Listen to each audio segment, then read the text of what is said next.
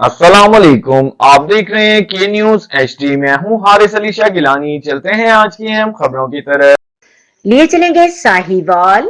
District police officer Sahiwal Muhammad Usman Tipu کے احکامات کی روشنی میں ساہیوال پولیس شہریوں کے جان و مال کے تحفظ کے لیے تمام تر وسائل بروئے کار لا رہی ہے۔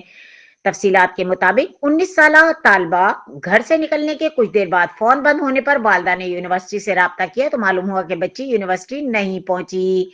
صورتحال کا علم ہونے پر ڈی پی او ساہیوال محمد عثمان ٹیپو نے تفتیشی ٹیم تشکیل دی، جس نے جدید ٹیکنالوجی کی مدد سے تفتیش کا آغاز کیا اور جدید ٹیکنالوجی کی مدد سے مغویہ کا سراغ لگا کر مغویہ کو سیالکوٹ سے بحفاظت بازیاب کروا لیا۔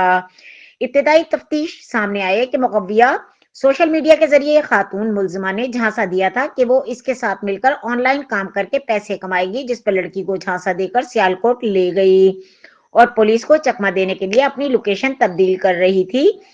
پولیس نے مغویہ کو ٹریپ کرنے والی خاتون اغوا کار کو گرفتار کر لیا ہے اور مغویہ کو بحفاظت بازیاب کر لیا، جبکہ مزید تفتیش جاری ہے۔